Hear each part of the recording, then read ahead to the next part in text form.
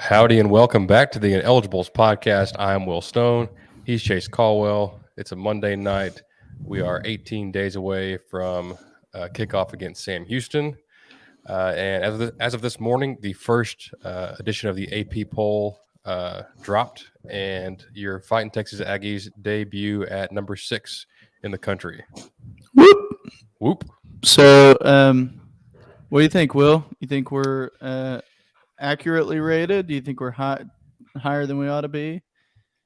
I was looking at I pulled up the poll on the Associated Press website, and it's got the votes on there, and it kind of mimics like what me and you put together back a few months ago in our top 15s. Like there's that 3 at the top that are pretty clear cut in their own tier, Alabama, Ohio State, and Georgia, and after that the rest of the like 4 through 9 is really close together in terms of votes. So I think we're appropriate. I think you can make the case anywhere between 4 and probably 10 or so, and I wouldn't have any arguments. So I think it's good. I know it's kind of weird because even though we're 6th, this is by the writers.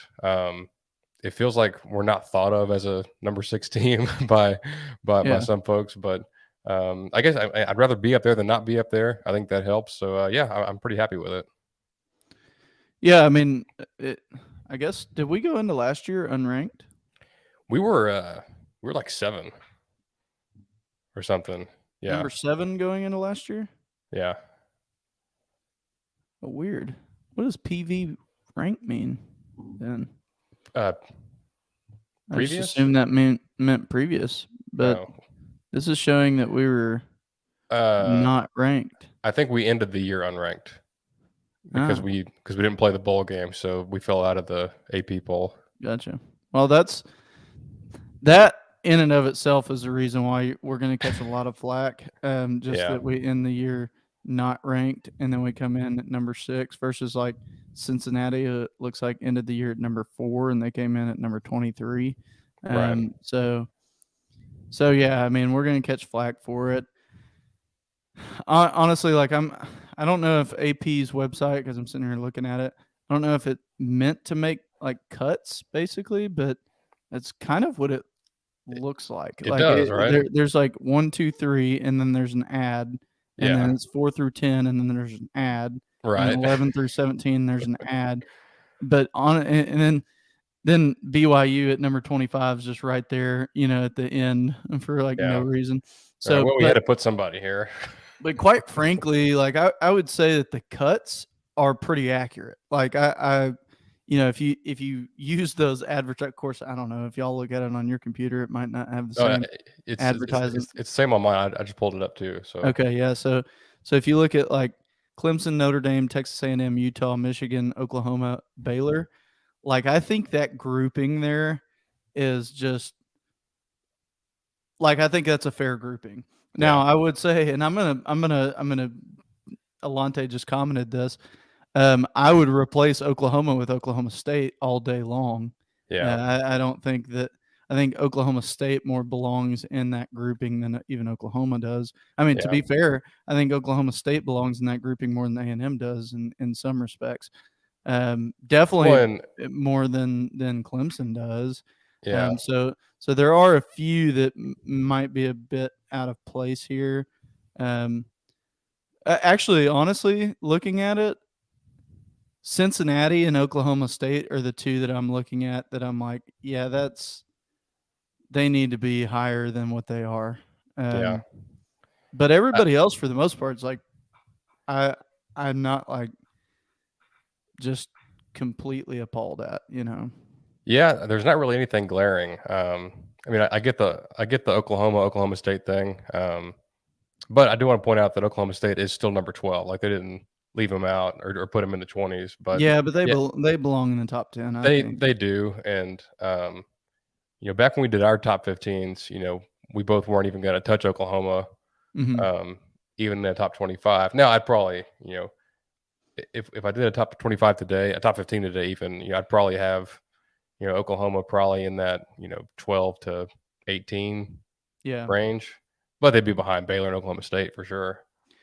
Again, I think if you swapped Oklahoma and Oklahoma State in these rankings, I honestly wouldn't have any problem with it, other than maybe Cincinnati. But Cincinnati, I would probably bump up to that 11 to 17 group. I wouldn't bump them all the way in the top 10. Yeah. But that's for the most part. I mean, I don't disagree with a whole lot there. I'll probably get roasted by some A&M fans, especially if we have some newer ones that don't really know my outlook on this. But I think we're higher than we should be. But I'm not mad. Like, as a fan, like, I love that we're coming in at number 6.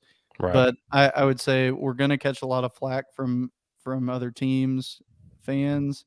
I saw Gene Chizik. Like, I was watching SEC Now earlier, and he was like, "Yeah, A&M's way too high." I don't disagree. Like, I think we're a top 12 team. I don't necessarily know that we're number 6 in the nation, but as a fan, I love that we're number 6. As a realist, I want to say, well, I mean, we ended the year unranked, like we just talked about. So, yeah, I mean, it's.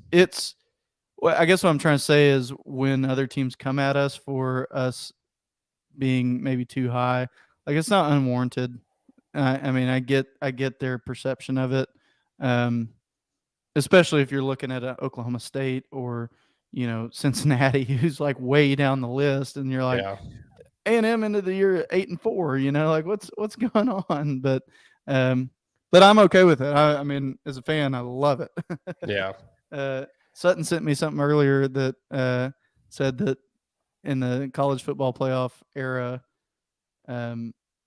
nobody has won the championship that didn't start in the top 6. So there's one more data point to put our way that makes it possible. So yeah, and when they come out with those initial those CFP rankings, like, there's very little movement in the top. Like, those teams that are in the top typically end up finishing the year, up there or pretty close to it. So yeah, and plus, like, it makes for better matchups. Like, it draws attention to your program.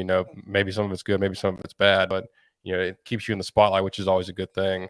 And honestly, with Miami at 16, yeah, I think they'll be undefeated whenever we play them, because they have 2 kind of like warm-up games like we do.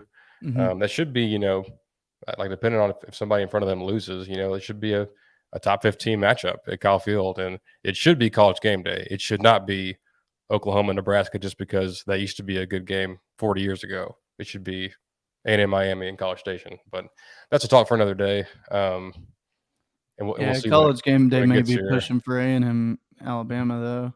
Yeah. Which I wouldn't be too pissed off about. But yeah, so let's I'm going to segue this, and I'll introduce today's topic of the schedule preview. Today we're going to be breaking down the front half of the schedule, and I think when you come off an 8-4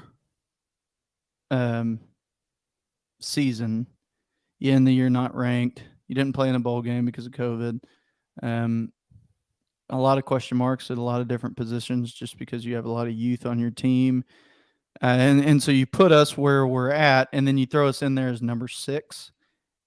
And we already talked about A&M may be the most hated team this offseason, for various reasons, whether it's NIL, whether it's Jimbo getting pissed off at Saban, whatever it might be. We've got a target on our back, which means that the first half of this season is really going to be our proving grounds. We have to prove that we deserve to be there. And so I've talked at length, probably more than I need to, about the word expectations. And so, like, I have 2 like definitions for it. One of them being, what do I expect us to do? As what are my expectations? Like, what do I think is going to happen? And then the other of, what do I hold this team accountable to? Like, so what do I expect them to do? Like, what am I holding them accountable to? So using the second definition there of my expectations for the beginning of this schedule is we got to prove that we deserve to be in the top 10. And what better way to do it than really, I mean, Sam Houston and App State, I know they're throwaway games, but both of them in their respective circles are very good teams. They're not SEC caliber teams. Do not misconstrue what I'm saying, especially if you're a Texas fan thinking like, oh, you're just trying to make your schedule look better. No, it's not that. I realize that they're lower level teams, but they're not like a gigantic drop off. Quite frankly, they're not UMass, right? So we play them at the end of the season. So Sam Houston and App State are some pretty hard cupcake games, if you will, for us to start out. And I like that. I like that we're coming out to play up to our competition. But what better way of doing this than to play two of those teams, then play a pretty significant matchup in Miami, a team that themselves is trying to prove themselves. They're coming to play Jimbo, who's going into their territory and pulling Yule Keith Brown and all these Shamar high Stewart. caliber Miami prospects. So they're going to kind of come with a little bit of there's a little bit of history there between Miami and Jimbo, and I like that. So it's a good top 25 matchup there that we're going to have. But then what better way for us, if we are going to prove ourselves and prove that we deserve to be there, prove that we belong to be there, or that we belong there, what better way of doing that than to play I'm sorry, let me back up. I was about to say three of the teams that beat us last year, two of the teams that beat us last year, and one of the teams that beats us regularly. So, you've got Arkansas, who has really and truly become a good rival for us. But we need to go back and take that game back this year. Yeah. Mississippi State, who has had our number since we joined the SEC, and the way I look at it, they're winning the battle of true maroon at the moment, just because they just have our number. It doesn't matter who our coach is. It doesn't matter who their coach is. They beat us, and I don't get that. But we need to overcome that animosity there, and then we need to prove ourselves against Alabama. So what better lineup of three teams than Arkansas, Mississippi State, and Alabama, who are the three teams that, quite frankly, I despise the most in the SEC in terms of I want to beat them. Like, it's not like I think I might agree with that. I like those three teams. Like, I really do like Mississippi State a lot in a lot of ways. Love their coach. Like, I love their campus is pretty. I like their tradition. It's very similar to ours. Like, there's a lot of good things there. A lot of the people I've met from Mississippi State, really wonderful people. But I want to beat them into the ground. I'm so sick and tired of them being our Achilles heel in the SEC. And so I want to prove that they're not going to be this year right out of the gate. And that's how we have it set up. So that's kind of my outlook, my overall overarching 30,000 foot perspective of weeks 1 through 6 is here are the games that we're playing. Three of the teams that, well, I can't even say that they have our number because Arkansas beat us one time. Yeah. But still, three teams that, we get our payback to Arkansas, then we break the curse with Mississippi State, and then we prove ourselves against Alabama, and after all the offseason smack talk and that sort of thing. So what a great setup for the beginning of the season. And man, I'm excited for it, but honestly, looking at it, like, first half of the season's harder than the second half of the season in a lot of ways. So yeah, I think so. And and I think like my 30,000 foot view is like, it's not like the world's toughest schedule, but it's I think it's just challenging enough. Like, it's got enough quality teams to where at the end of the year, if you're 11-1, like, you're going to garner a lot of respect because of teams that you'd have beaten, if you achieve that record. And like, there's those 6 games you mentioned, then there's a bye week, and then there's 6 more after that, and that back 6, at South Carolina, Ole Miss at home, Florida at home, at Auburn, UMass at home, LSU at home. It's pretty forgiving, like you get a bye week, you go to South Carolina, who we've kind of owned that rivalry since it began in 2014. Back-to-back home games. You go to Auburn, who potentially could be last in the West. You host the worst team in Division I, and then you host LSU. So the back six, like once if you can survive the first six, get to that bye week, get your new quarterback playing right, get your O-line together, get those young guys up and going. If you can kind of like weather the storm of the first six, the back six sets up really well. I think that's pretty exciting for a team like A&M, and but the first six is not going to be easy. And like obviously Bama's the only juggernaut in that group, but really like Sam Houston won the national championship in FCS a couple years ago. They're not exactly a pushover. And they regularly do that. Like it's not just like they're not like they're a top contender in their division. Yeah. And everyone knows about App State and their history of scaring teams and even beating teams that are of pretty high caliber.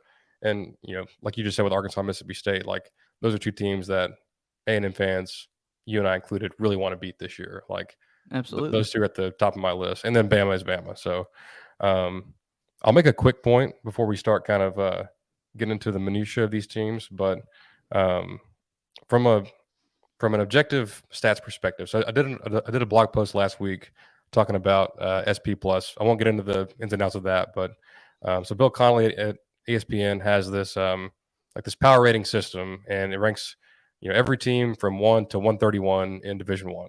So it's like it's a good measure for me to kind of look at, and because like the AP is fine, I guess, but it only ranks 25 teams, and it really just does it based on their resume.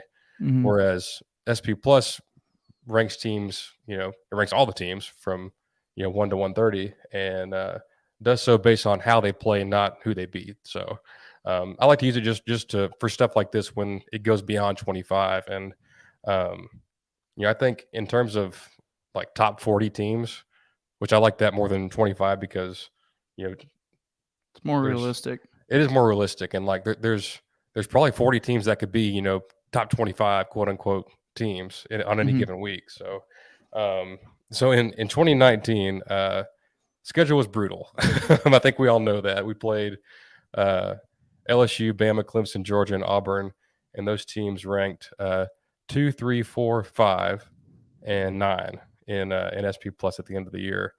Aside from that, the only other top 40 team we played was our bowl game against Oklahoma State. Everyone else was outside the top 40. With the worst being like UTSA and Texas State, at 118 and 124. So like pretty bad teams, right? Last year should have been a lot more forgiving, but we had some injuries, couldn't really get our stuff together. But like Kent State finished 93, Missouri finished 69, nice. Colorado 104, New Mexico 120, and we won those games. But like, there's not really those games on this schedule outside of UMass. Like, they're all challenging to a certain degree, and like, there's not really any games you're just gonna, if you go out there and don't give a crap, like you might lose. So, and just going off the numbers, like for this season, there's what we have 9 teams in the top 46 on the schedule, and App State's 58. So like, I was about to ask you that. Like our worst team is like UMass is rated the very worst in the country at 130. But our next easiest game is probably Sam Houston, and then it's UMass it's App State who's 58, and then South Carolina is 46, and then LSU, Arkansas, Florida, Auburn, Ole Miss, Mississippi State, Miami, Alabama. They're all within the top 40 with Alabama at number 2. So, but like most of those teams are between 14 and 36. Like, there's not a elite team outside of Bama, but there's not a bad team outside of UMass. So like, it's really like this team is going to have to come together quick. But I'll say one thing: I like that we do get Sam and App State, both at home back to back, and like we're not going to, like we're not going on the road till like week 5. And I don't know. I like having those 2 warm games and not just one. Like, it's not just like, oh, you play Vanderbilt this week, then you go to Alabama next week, in week 2. Like there's more of a loading phase, if you will. So I definitely like that part of the schedule. And then, I think week 3 is Miami, and they're, uh, a solid team, top 15 unit. And that game will tell us a lot about how things are going to go this season. But it's a winnable game. And I guess if you want to start there, you want to talk about Sam, talk about App State. Yeah, well, I'll make one comment about what you said, and kind of what I said there. And when you said top 40, and I said, well, it's more realistic. Yeah. To piggyback that, if you're looking at the AP top 25, very bottom of the list, there's 22 teams there that receive votes. So it's really, in some ways, you could almost say that's a top 47. Yeah. But what's interesting about that, we've got, just as it sits right now, we've got 1, 2, 3, 4. Let's see, Alabama, Miami, Arkansas, Ole Miss. So we got 4 of the teams on our schedule currently that are in the top 25. But all the other ones, except for, including Appalachian State, who got 4 votes. Right. With 10 of our 12 games that we have received votes for the top 25. So if you looked at the receiving votes as the top 47, 10 of our 12 games are in there. And so this isn't an easy schedule from the standpoint of, like, it's not, I would say in recent memory, I can't think of a year that are like layup games have been this hard.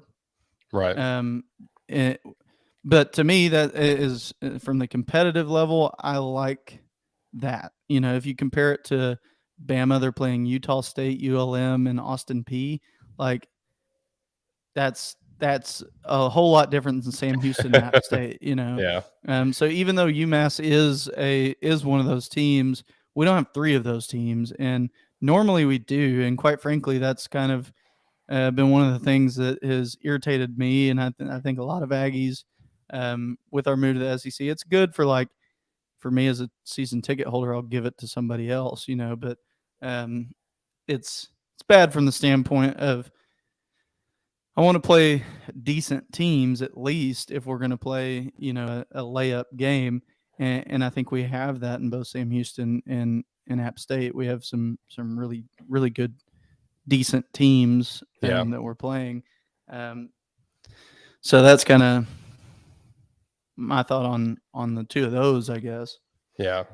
And I think it's good for the team, obviously, but it's good for us as fans, and I guess as podcast hosts, for us to Sure. for us to analyze. Like, it's not like we're playing a JV team. Like, we're playing some pretty legitimate competition, and being able to see how A&M performs in those first couple of games, and then be able to share that on here and tell you what we think, and tell you what to expect. Mm-hmm. Or what we expect, in the rest of the season. But there's no doubt that this is a pretty, you can't really take a week off. There's especially with the conference games, this conference is really strong right now.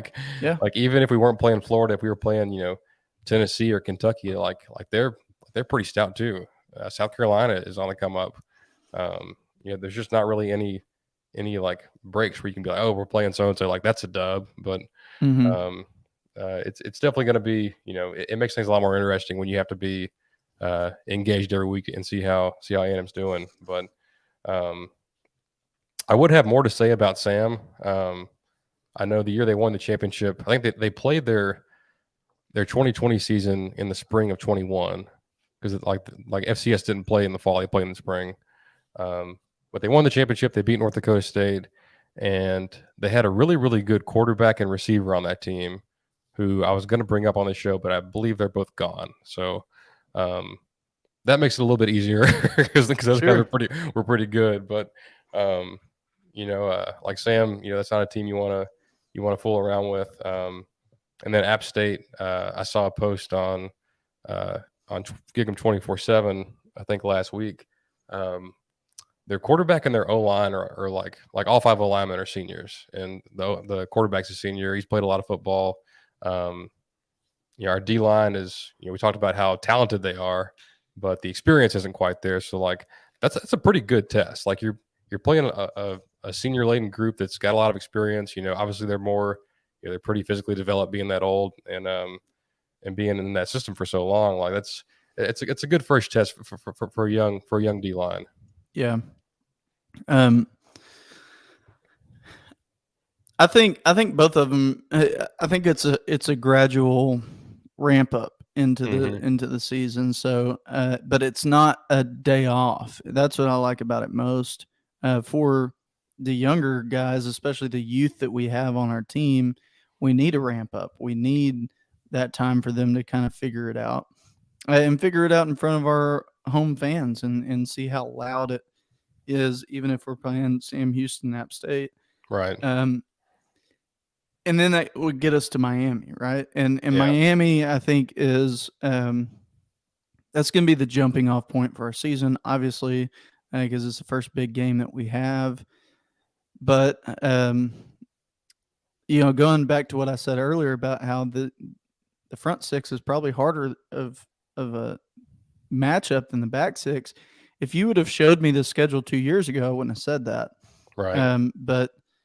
But it is. I mean, quite frankly, it is. And Miami's going to be they're going to be a decent team. Like they're not a pushover team like they have been in recent years, Yeah. And I'm excited about that game because that'll be a big game at Kyle Field. But really, I think not to overlook Miami. I'll come back and say some things about it, but we basically have 3 away games after that. 4 away games, really, because Arkansas is a not third party, neutral site game. Neutral site. And so in a way, I mean, it's going to act just the same way as an away game would. Right. And then we go to Mississippi State, and we have to deal with all the cowbells, and then we have to go to Tuscaloosa. And going back to what I said earlier about this is a proving ground for us, these first 6 games, we have to go back, or we have to go to Arkansas and take that back, Right. Take back the loss that they gave us last year. We have to go to Mississippi State and take that back, take the loss that we took last year. And then we have to go to Alabama and say, it wasn't a fluke last year, Right. like we're here to stay. And it's a lot easier said than done whenever you're at home, but it's even more easier said than done whenever you're away and on the SEC. So I think Sam Houston, App State, and Miami give us a good setup for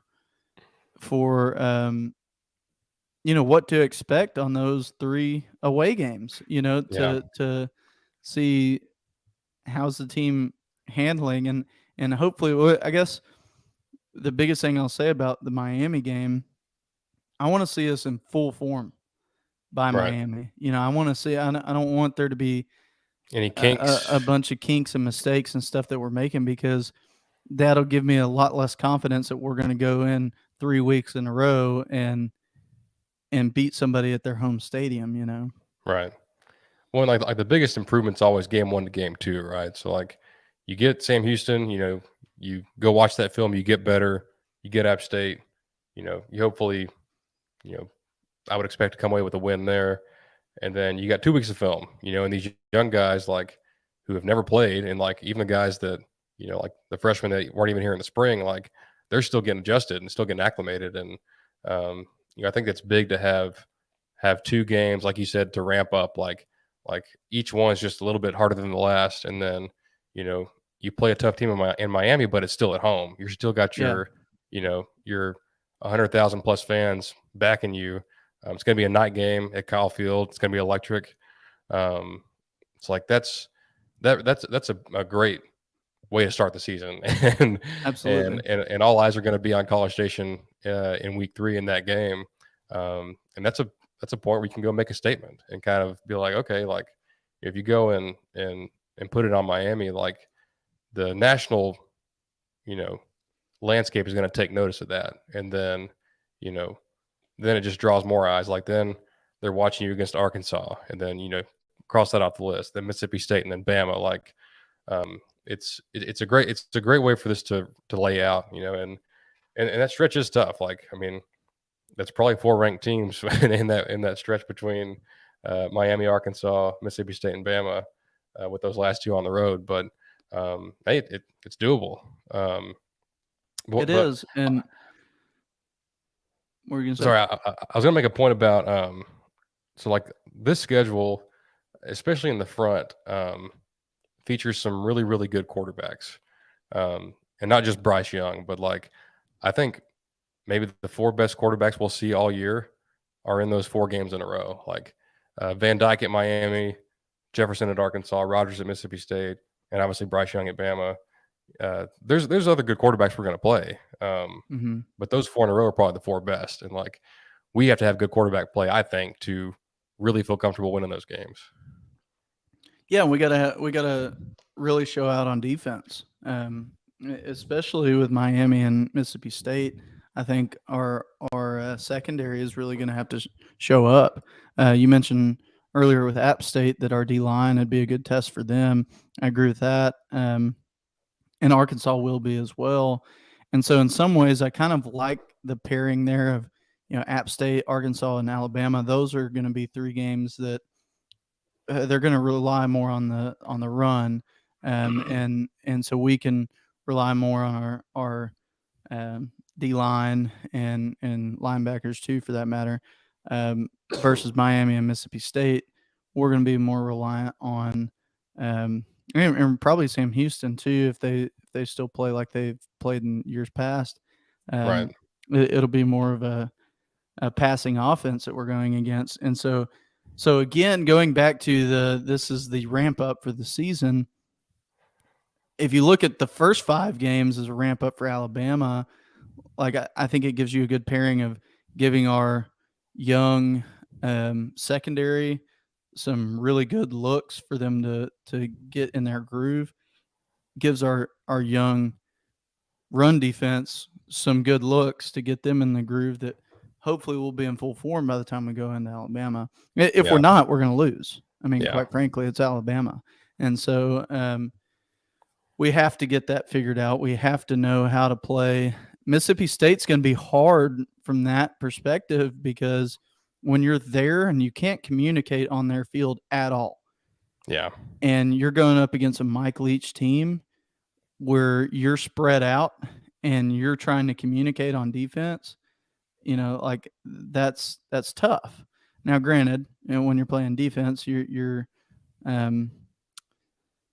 it's the cowbells aren't going to be going, but still, it's still a tough place to play for that reason. And so I think Miami, honestly, if I'm to look at just the top 25 AP and pick a team that I think would be the best non-conference matchup to give us a good look for the remainder of the season, I think Miami is the team I would pick. And granted, like we book these so far in advance that we had no way of knowing that, but it just sets up pretty well for us in that regard, Yeah. Well, and like I don't know, like on these 4, like I've done a little bit of research, and I guess I know just enough to be able to say like one good thing and one bad thing about each of them. But the good thing for Miami is, or like like what they have going for them is obviously the quarterback. Like I think Tyler Van Dyke, he's popping up on a lot of mock drafts for next year as like a first round quarterback, not like first overall, but like definitely like solidly in the first round. Like the scouts are really big fans of his. So like anytime, especially in college, like when you're playing a quarterback that's talented and competent and is accurate and knows what they're doing, even if the team's not that great, it's still gonna be challenging. Like it's always gonna make you worry just a little bit when when your opposing quarterback is of this kind of caliber. But um, on the flip side of that, like his top two targets from last year are gone. They had a guy last year that transferred in from Oklahoma, Charleston Rambo, and I've watched a few games of Van Dyke's, and like a lot of what he did was just throw it up to Rambo, and he would come down with it. Like, and Rambo was a good player, and I think he's probably on an NFL team somewhere. But him and their second leading guy are gone now, and I'm sure they're typically in the top 15, in recruiting rankings. I'm sure they got some guys, but it's going to be, like Van Dyke's going to have to build that chemistry with the new guys or with, like whoever else is coming back on that offense. And that could be good for us, if they're still trying to get it together, if our defense has come together by then, can we put pressure on him? Can we, blanket their receivers in the secondary? It's a very intriguing game because I think it's just challenging enough where I think we'd have to play, a pretty bad game to lose, like a -3 turnover margin or something like that. But if we play, a competent game, we don't screw around. I think we can beat Miami. I think so too. I'm. It's kind of a toss-up game. Honestly, you could make the case either way. And that's what I like about it. I like that we're actually playing some good competition there. Yeah. And so I think I could very well see the case, and the case could be made that they could beat us. They could have our number. I get that. They shouldn't. If we're going to play to the caliber that we expect, if we're going to play up to a number 6 ranking, the game won't ever be in question. We've got to keep it our game the whole time. It's at our stadium. We've got to show up and show out. And I think we will. I think, like to your point, Miami's had a lot of changes recently. They're going to have some meshing to do. And I think if this game was played at Miami, I would be a little bit more concerned about it because we have some meshing to do. But we get the luxury of being able to mesh on our home field, where they're having to travel to our stadium and do that in week 3. So they haven't had the time to really mesh yet. And I think that will be one of the key contributors to our success in that game. I do expect us to win that game. I do think that we will win that game. But it's not a toss-up game. It's not a, it's not a guaranteed win. It's one that we're going to actually have to fight for. And if everything that the players and Jimbo and all the coaches say about our practice is true, where the practice is harder than the games, then we need our games to be pretty hard. And Miami is a good, hard game to get us started. Yeah. And like Jimbo would say, it's a great opportunity. When you play great teams, they're great opportunities to prove yourself and show how good you are. I think it's exactly what this game is. Yeah. Last thing I'll say about Miami. So they hired Cristobal as their head coach, right? And great recruiter. I think he's kind of average as like an X's and O's game day kind of coach. They lost to some teams at Oregon that they probably shouldn't have lost to. But they hired 2 great coordinators.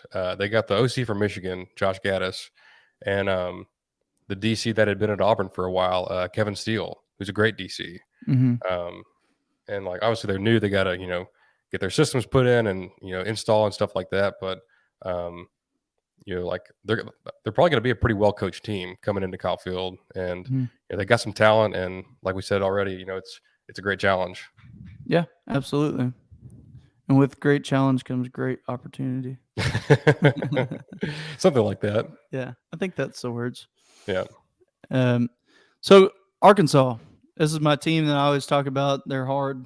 They're tough, and I definitely see that this year. I see them as being.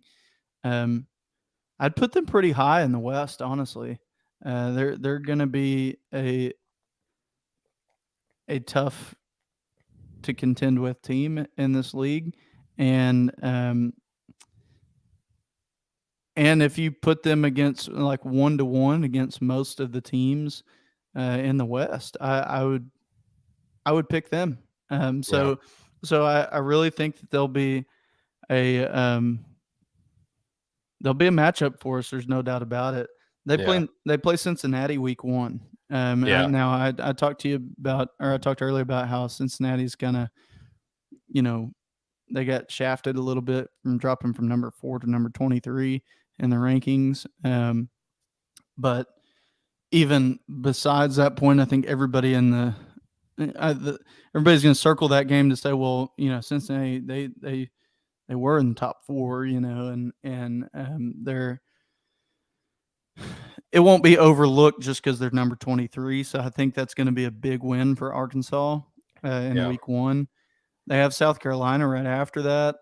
South Carolina is a decent team too, That's really interesting. and Is that matchup? yeah, no, it is. I'm looking forward to that game actually. Like I guess that'll probably be the first big SEC. Well, it's the same week as Kentucky, Florida, which will also be a big game. Is But that a road game for Arkansas? no, They're playing them no, at home. yeah, they're playing their first 3 games at home, and then us. So, Gotcha. um, so it'll be a tough matchup for for us, being that they're going to have some early testing games that are harder than ours. Um, but I think surely we go into that game with a little chip on our shoulder to say, no, we got to take this game back. Yeah. I sure hope that we do. If we don't, I'm going to be very upset. But we need to. We have to. We can't. If we want to be a contender for championships, we can't let Arkansas be the one to stand in our way. We also can't Yeah. let Mississippi State stand in our way, which I'll talk about next. But Yeah. Arkansas, as tough of a game as it's going to be, we need to really hard nose them and show the talent and depth that we have, and let it be on display in that game. Yeah. Yeah. I agree with that 1,000%. Um, it really it stung losing to them last year after was I think 9 in a row we'd won. Mm-hmm. Um, I knew they'd get one day. I just didn't know when, but did not like that it was last year, and I Yeah. did not like that feeling. I can't imagine our players did either. So I'd look for them to be pretty fired up for that one. But I'm kind of torn. I meant to ask you this earlier, but I'm torn between Arkansas and Mississippi State as like who's our second hardest game after Bama? And I've been going back and forth. I think I'll lean Mississippi State just because it is over there, and Mm-hmm. like at least like Arkansas is 50-50. But um, like honestly, I'm torn between those two as the you know third best team in the West after like Bama A&M, and then one of these two, and they're both tough for sure. Yeah, and that's a good point, and it's a good. I mean, because in a way you're comparing apples to oranges. So how do you compare those, right? Yeah, Um, they're both going to be tough in their own respects. Arkansas mainly because they're a hard nosed team. That's the type of team that we're built to play.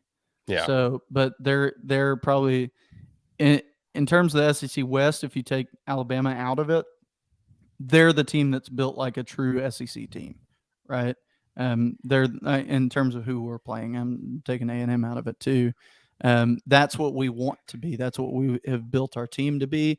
So, yeah, they're going to be the hardest one outside of Alabama to play the type of football that we're preparing to play against, right? yeah, To play the Alabama and Georgia football that's there. Arkansas is set up to play that kind of football. They're in a lot of ways doing the same thing we're doing. They're building the same type of team we are. Mississippi State, complete wild card. You got Leach, and it's a completely different type of team than what we're used to playing, yeah, or what we're designed to play against. And because of that, you could have a year like last year where when you play Mississippi State and you're playing a Mike Leach team, all they have to do is get a couple big plays on you, and suddenly the game's out of control, and you got to figure out how to get it back. Yeah. At the same time, if you don't let them have that big play, they could crash and burn really, really quickly. Yeah. I mean, we're talking in a way like think of a Sumlin team, and then like times 2 or 3, and that's what Yeah. you deal with a Leach team, where it's like it's make or break. It's Like either if they go 3 and out a couple times in a row, it could get away from them. yeah, it could be a 24-0 game Yeah. going into halftime, and we're just playing our steady, paced offense, and they're going 3 and out. Yeah. And I again, that's what I expect for our team to do, but Yeah. it's hard to say whenever you're going to Starkville, right? Yeah. It is a hard place to play. In my experience, it's one of the hardest places to play in terms of noise level. Just Yeah. those cowbells are just so loud. I feel like Um, it's very underrated on a national scale. Like obviously people point to A&M, LSU, Penn State, places like that as tough environments. Um, there should be more love or like more respect for Davis Wade at Mississippi State. Like that's a tough place to play. it is, but there's an asterisk next to it, and there has to be, because they have noisemakers. Like if Kyle Field had noisemakers, like how loud would that be? Right. If LSU had noisemakers, how loud would that be? So yes, it is a tough place to play because of that, but um, I wouldn't put it to the caliber of Taj Mahals of college football like you would Kyle Field or Death Valley or Bama or Georgia, because it's just not that way. And the campus, it's not like a destination location either. There's not just a whole lot to do there. Right. And so it's kind of like A&M maybe 15, 20 years ago. And so it's it is a good place to play. I'm not hating on Mississippi State, but it is tough. You're right in the sense that nationally, until we came into the SEC, I knew nothing about Mississippi State. Same. And so if I'm a Pac-12 fan, I know nothing about Starkville, Mississippi. Yeah. that's not even on my radar. But it is a very hard place to play whenever you actually go there. Yeah. So I know I'm all over the place here, but I do want to say one good thing, one bad thing about Arkansas before I forget. Yeah. Watching that game last year, I feel like we played about as poorly as we possibly could have, and we only lost by 10 points. Yeah. And I keep coming back to that, and I've been talking myself in and out of Arkansas. Like some days I think they're going to be really good, some days I think they're going to be like 7-5, but I'm sure it'll be somewhere in the middle. But and they're still a respectable, solid football team. So what I'll say on the positive end is like obviously Sam Pittman's awesome. Like he is really turned that place around in a big way and done it very quickly. And both coordinators are outstanding. I think Jefferson's a good quarterback. He's probably a little underrated by some of the national folks. He's a good player. He's a quality quarterback. Mm-hmm. And Arkansas may have the best O-line that we play all season, which could worry you with like we love our D-line, but like when it's strength on strength, like you really prefer a team to have an average O-line, and so we can really take advantage of that. But like if it's a stalemate like that makes it a little more uncertain. So that's one thing there. What's bad for them is the loss of Traylon Burks. Mm-hmm. Traylon Burks was their team last year. like obviously like their defense was great, their running game was great. Traylon Burks won them a bunch of games. Like he was just played out of his mind. Obviously like first round draft pick, he's a tremendous player. But he's gone now. Like he's in the NFL. And they've got some transfers and things like that, but I don't think they're going to have a player that makes that kind of impact that Burks did. And that makes me feel better about that game because like he tore everybody up. He really tore us up. Like he he played the game of his life against us. It felt like he just Yeah. making acrobatic catches, making big plays. Like it's good. It's good to see him no longer there. is Yeah, what I'll say. sure. Sure. Well, and to your point about the O-line D-line matchup there, you're right in that strength on strength, like you'd much rather them have an average O-line and so that we really leverage our good D-line. But if I had to compare the two, I'm giving our D-line an edge over their O-line.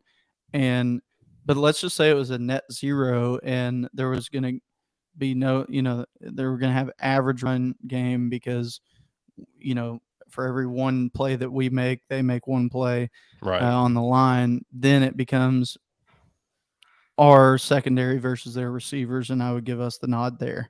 Yeah. So that gives me confidence that I do think that Arkansas will be a win for us this year. I it's going to be a tough game. It's not a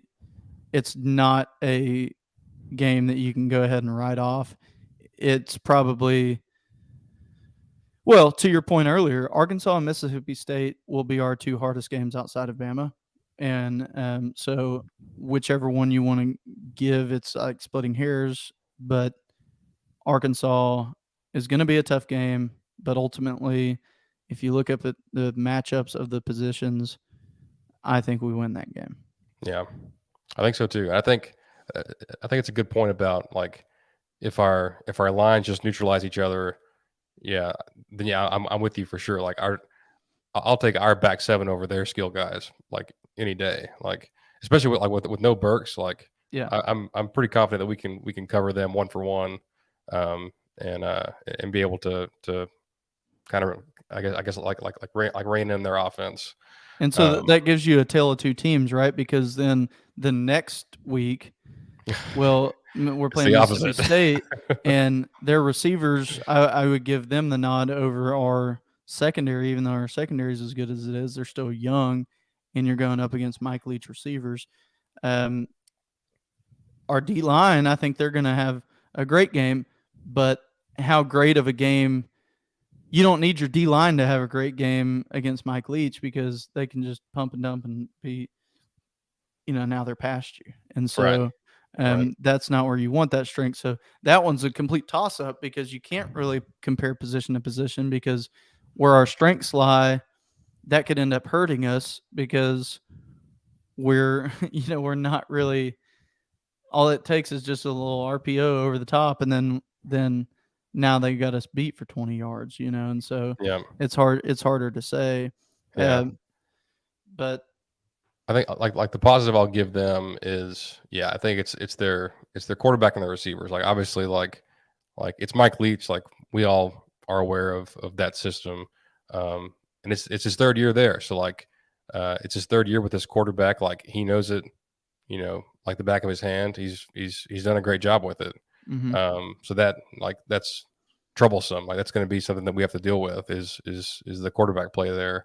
And also like I don't know how Mississippi State always does this like every other year, but they're just like there's seniors all over their defense. Like I guess like I don't mean this in a bad way, but like their guys don't leave early for the draft. Like they just stick around till they're 23 years old, and like every couple of years they'll field like a top 10 defense. And I'm not saying this year's will be, but it should be a pretty formidable defense with a lot of like upperclassmen and veterans on that side of the ball.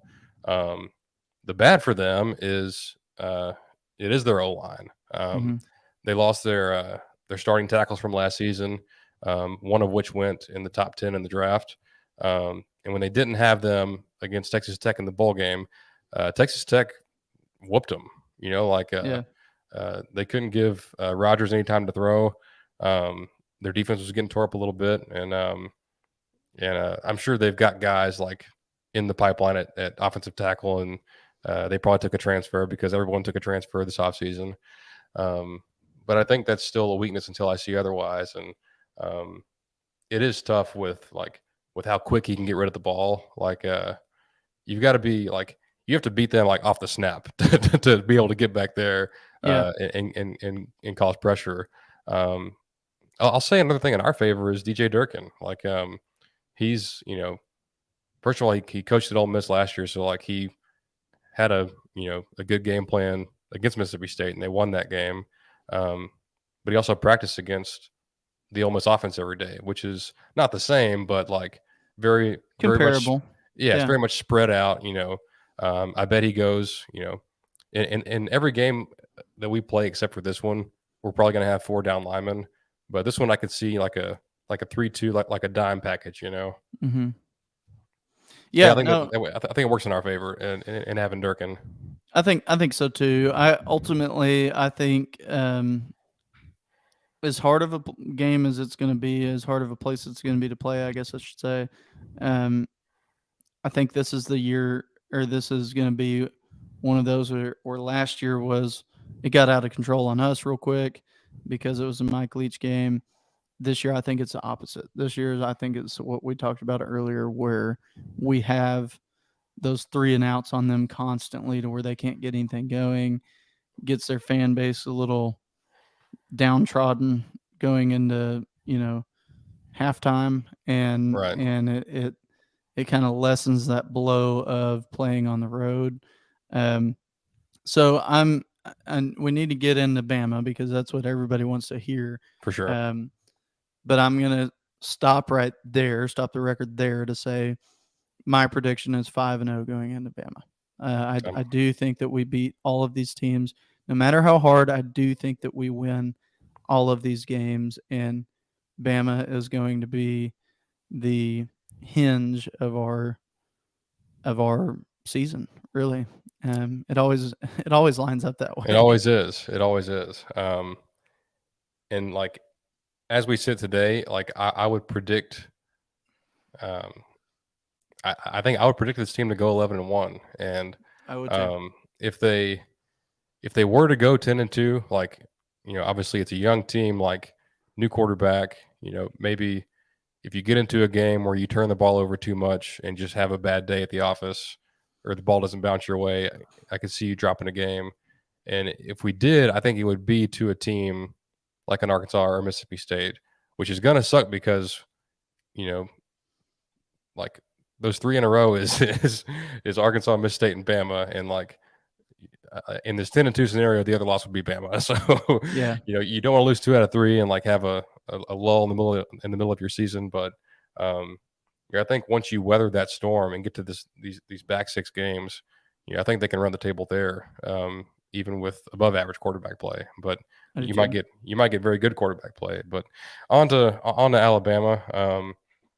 I'll do my pro and con real quick and toss it back to you. But Okay. obviously the pro is Bryce Young and really like Bama's edge rushers. They have the best set of pass rushers in the game. They have the best pass rusher in college football, and Will Anderson, and that's in 90% of their games. That's going to be a huge advantage for them because most teams won't be able to block them. I tend to think like I really like our offensive tackles. I love Ruben Fothery and Trey Zune, and really like that matchup is what I'm looking forward to like today. Like I wish I could watch that matchup tomorrow because it's so exciting to me. Mm-hmm. And like Bryce Young, like won the Heisman last year. He was great. The downside for them or the con, the way I see it is their O line and their receivers. Now Bama's always got good receivers. They recruit really well at the position. They brought in some transfers. They're probably going to be fine. I don't know if the national media is talking enough about Bama's O line. It wasn't great last year, and they lost a first round pick. And the rest of the guys are good, but when you compare this unit to the 2020 unit, there's no comparison. Like Mm-hmm. Bama in 2020 had the best O line I've ever seen, and now it's just like an average line, like maybe above average. But if they can fix that, then yeah, they may go 15-0. But if Mm-hmm. they don't, I'm very interested to watch that this season. Yeah. I mean, I think they do fix it. It's a Saban team, right? He's gonna fix his holes, and so I expect him to be good at that. But to your point, um, no matter what kind of development they can have at O line, I don't expect them to be world beaters at O line going into this year. And so with that, I expect our D line to be, and so if you give their D line the edge over our O line, I give our D line the edge over their O line. And so then back to what we said about Arkansas, it's kind of net neutral, right? So then it becomes our receivers versus their secondary and their receivers versus our secondary. Which one gets the edge? The case could be made either way, Right. quite frankly.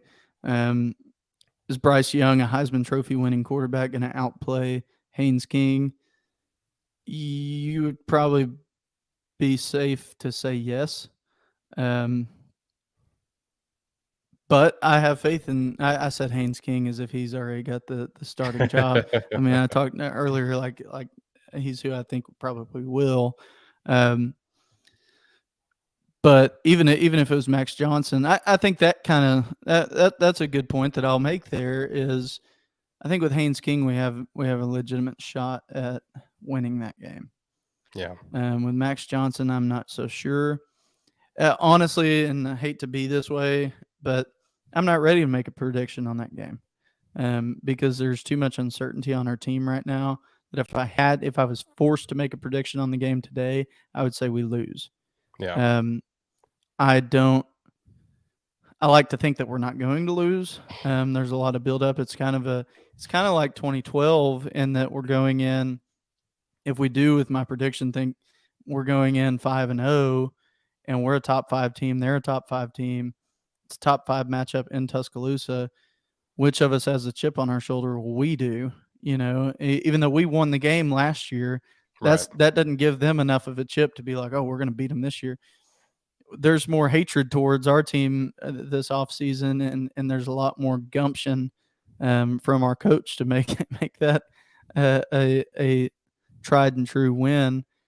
But I kind of like, and this is kind of a random point here, I guess. I kind of like that we have an off week after Bama this year instead of before, because we always have it before, so we have 2 weeks to plan for them and all that kind of stuff. But this is a game that we can go all out, and just completely and totally leave everything on the field. They can't, because they play at Tennessee a week later. Yeah. Tennessee's going to be a good team, and they're coming directly off of Arkansas. At Arkansas. Yeah, at Arkansas. So they're playing at Arkansas, then playing us, then going at Tennessee. So their schedule doesn't really help this game. For once. It definitely doesn't it definitely doesn't put it to where they can leave it all on the field, because they're going to have Tennessee the next week. Yeah.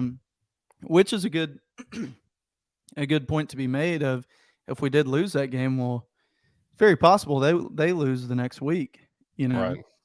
So just because if we did lose that game, that doesn't mean that the season's shot, and that's good, because a lot of times when we do lose that game, that then just our whole season goes downhill after that. But and also like on the flip side of that, like you could lose to like you could lose one of Arkansas or Mississippi State and beat Alabama still. You could, yeah. We did it last year. We lost to both those teams and beat Alabama. Yep. And that's really like the Bama win is all you really need to get to the West, like to win the West, except for last year when we messed around and lost 4 other games. But when you win that game, you get the tiebreaker. Like you get, you're playing with house money. Like you can afford to slip up somewhere else. Just don't have 2 of them or more. Like if you lose to Bama, you need them to lose twice to SEC teams to put you in. So that's always been our dilemma. Like I hate when people say A&M can't win their own division. Well, yeah, we share a division with Alabama, the biggest dynasty that the sport's ever seen. Like, yeah, it's pretty damn hard to win our division. Right. But as far as this game goes, and like, I think I'm gonna to like what you said. Like, if we had to guess today, yeah, I would favor Bama in this one, and I would expect them to pull out the victory over us. Yeah. As it gets closer, my mind may change. Yeah. I feel I feel like this team is better equipped to beat Bama than at any point in the past outside of 2012. Um, but that can change if we screw around the first part of the season and don't look that good. I'll get on here and say that and be like, no, like this team ain't beating Bama, y'all. like Yeah. we're lucky to even be one of the games that we have. And if it's the opposite, I'll say that too. If we're just kicking ass and mowing people down, I'll get on here and say, hey, like I expect us to win that game. But Yeah, if you want my prediction today, like I'm saying we lose, but if you want my right, true prediction, I'll give it to you after Miami and Arkansas. yeah, I might give it to you after Miami. Definitely would give it to you after Arkansas. Of saying, yeah, we have the tools to beat Bama because on paper we do. right, We have to see that on the field first before I'm going, because I'm not going to give you the homer pick and be like, yeah, we're going 12-0. I'm not doing that. It's I almost hesitate to say we're going 11-1, but that's the expectation that I have going into the season. right, That, to your point earlier, if we lose against Arkansas, we lose against Mississippi State, one of those, we can still beat Bama and we can still win the division if we did. yeah, But I do think that I think this will be the biggest matchup that we've had versus Bama since we joined the SEC. I know everybody's going to point to 2012 because we went in and beat them, but we weren't expected to compete. We're expecting to compete this year. And 13 was big just because of the Manziel factor and like yeah, the but we revenge only lost aspect. that game by like a touchdown or Yeah, something. I mean, it was a very close game. It was all the way to the end. yeah, So yeah, maybe that one, but in terms of like if I had to choose between the team that we have currently or the 2013 team to put it oh up against this yeah, Bama team, I'm choosing this team currently. no doubt about it. So that's, I guess, more so what I mean. And if I had to choose between Bama's team currently or the 2013 Bama, which would I choose? Well, I'm choosing this Bama team is the one that I want to go against. So Yeah, I think there's been a little bit of a weakening to Bama that makes them a little bit more mortal. yeah, And there's been a strengthening of A&M to make it to where we're going to be more competitive, right. and that mesh might fare well for us this year.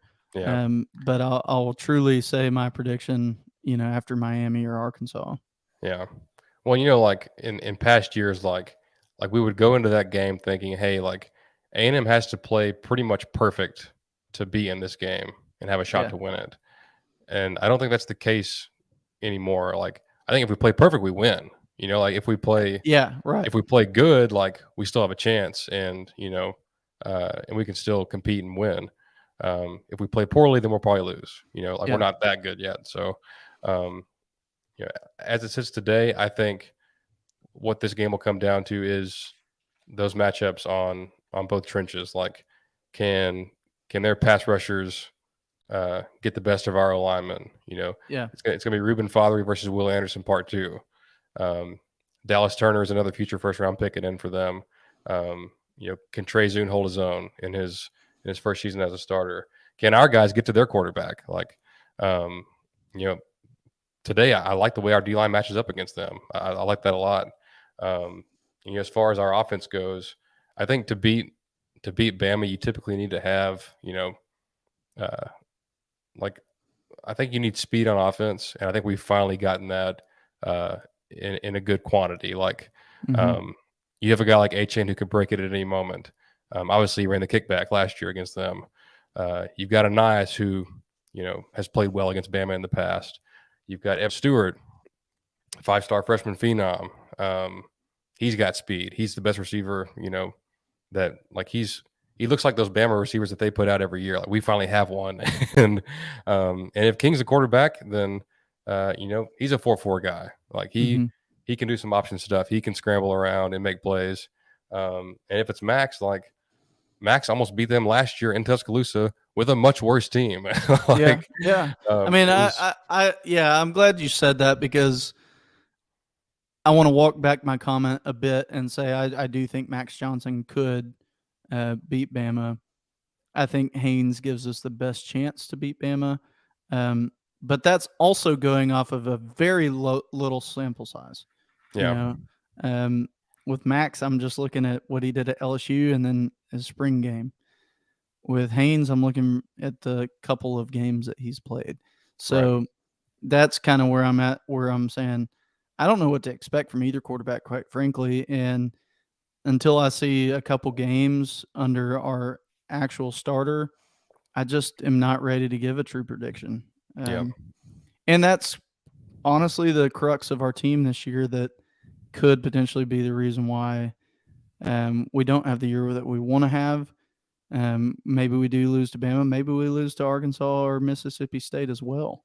It might be a 10-2 season, which would still be great, but you would feel a heck of a lot better about it going in with a 2-year starter. Yeah. And so Well, we'll see. And like this is the last thing I'll say. We'll get off of here, but if you do go 11-1, like things can work out in the rest of the country where you can still get into the playoff.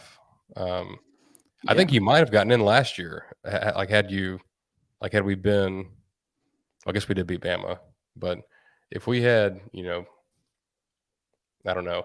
I think what I'm saying is if like with the schedule being as challenging as it is, like it's going to garner a lot of respect if you win 11 of those games and your only loss is to the probable number one team in the country.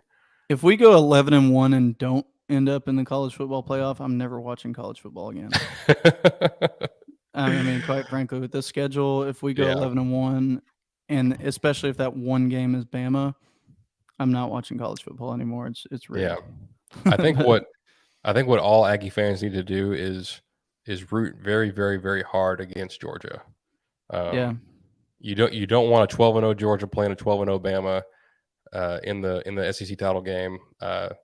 They ain't putting 3 teams in from the SEC, and we're not going to beat out a 12-1, one loss Georgia from the SEC championship game. Like I just don't think that the committee will do that. Yeah. But more than that, hope that Bama loses multiple games. Hope that A&M beats Bama. Obviously, and as always, just root for chaos across the board because it's fun and it helps the Ags. So yeah, no doubt about it. Well, after this episode, I'm even more excited for the season. Like I've been counting down the days for the past few weeks, and now I wish it started tomorrow. But thanks for tuning in. Chase, you got any closing thoughts? No. We'll preview the back half of our schedule on Wednesday, and my thoughts will be pretty concise on that. But I'm the same as you. This has got me really excited about the season because I really hadn't spent a whole lot of time looking at schedules and stuff until today, honestly. And just looking at the overall, not just A&M, you got Georgia, Oregon. That's going to be a fun game to watch. And Florida, Utah is going to be a fun game to watch. A&M, Miami is going to be a fun game. Arkansas, Cincinnati will be a great game to tune in for. And so I think Arkansas also goes to BYU at some point. Yeah, let's see. Yeah, they do. Quite interesting. So it's gonna be a really fun year. No matter what happens with the Ags, I think I always get excited about college football, but Alante, we're playing at Kyle Field this year. We're playing Miami at Kyle Field. We'll be at the U next year. So no, it's going to be a fun season, and I'm looking forward to it. I'm the same as you. This has gotten me even more excited for it, and I can't wait. 5-0, book it. Sorry, I had to put Alante's comment up there. Dub. Yeah, man. Can't wait. Great episode today. Can't wait to get into the rest of the episode or the rest of the schedule on Wednesday. Got some fun things lined up next week and the week following as we get closer to the season. And as always, we appreciate you guys enjoying your football season with us, and we'll talk to you on Wednesday.